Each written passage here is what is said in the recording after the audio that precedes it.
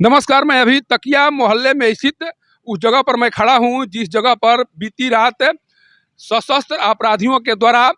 एक ज्वेलरी दुकान से करीब 10 लाख के जेवर लूट लिए गए हैं।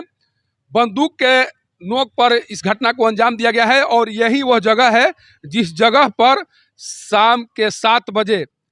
इस घटना को एक तरह से अंजाम दिया गया है। सोचिए कि शाम के 7 बजे लोग इस रास्ते से आया जाया करते हैं और यहाँ पर लोगों की चहलकदमी हुआ करती थी। उसी समय 2 या 3 की संख्या में आए सशस्त्र अपराधियों के द्वारा इस घटना को अंजाम दिया गया है।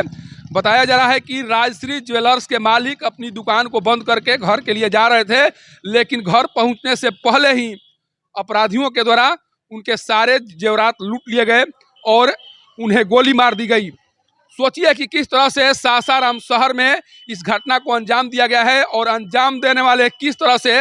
निडर हैं, या कि अपराधियों के मन में थोड़ा भी अब पुलिसकर्मियों का भय नहीं रह गया है। इसलिए सासाराम शहर में इस तरह की घटनाएं अब सामने आ रही है।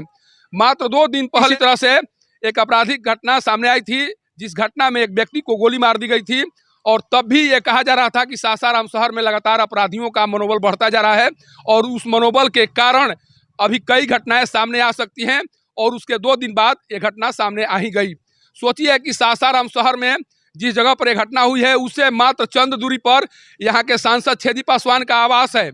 सोचिए कि सांसद छेदी पासवान के आवास के बगल में यह घटना सामने आई है।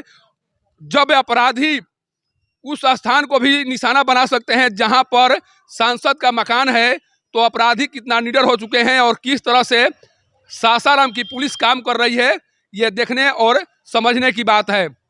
लगातार जो कहे जाते रहे हैं कि बिहार में जंगल राज की वापसी हो गई है, तो ये कोई गलत बात नहीं है। अगर इस तरह की घटना सामने आएगी तो लोग कहेंगे ही कि बिहार में एक बार फिर जंगल राज की वापसी हो गई है और इस जंगल राज की वापसी कराने में यहाँ के जो अधिकारी हैं उनका बहुत बड़ा योगदान है। जब सासाराम के नगर थानाध्यक्ष की पदस्थापन जब यहाँ हुई थी, तब यह उम्मीद लगाए जा रहे थे कि उनके आने के बाद यहाँ पर विधि व्यवस्था की स्थिति ठीक हो जाएगी, लेकिन उनके पदस्थापन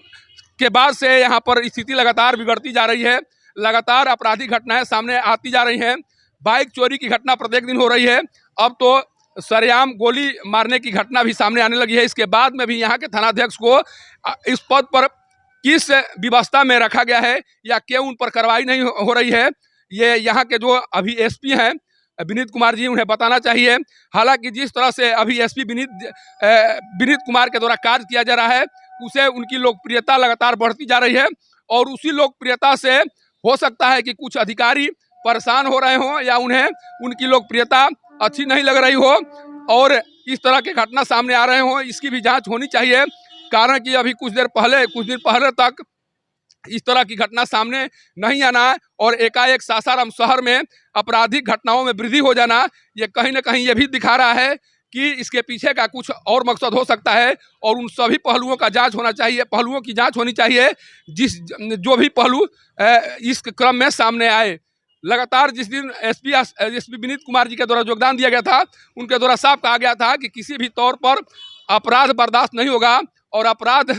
करने की कोशिश की गई उन पर कार्रवाई की जाएगी या वैसे अधिकारियों को भी दंडित किया जाएगा जो अपराध की घटना को रोकने में सक्षम नहीं होंगे।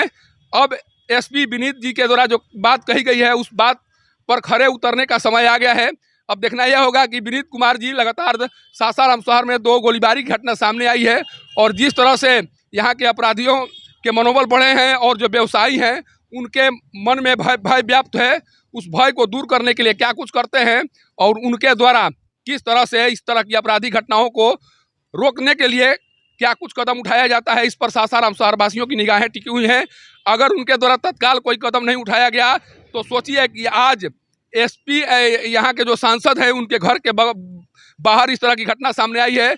कल किसी और अधिकारी या किसी और प्रतिनिधि के घर के सामने इस तरह घटना सामने आएगी और लोग सासाराम शहर में एक तरह से सासाराम शहर से नफरत करने लगेंगे और ये कहते हुए सुने जाएंगे कि सासाराम शहर एक ऐसा शहर बन चुका है जहां पर अपराधियों की चलती है, यहाँ पर रहना अब सुरक्षित नहीं रह गया है। सासाराम के तकिया मोहल्ले से पब्लिक न्यूज के लिए सत्येंद्र चौबे की रिपोर्ट।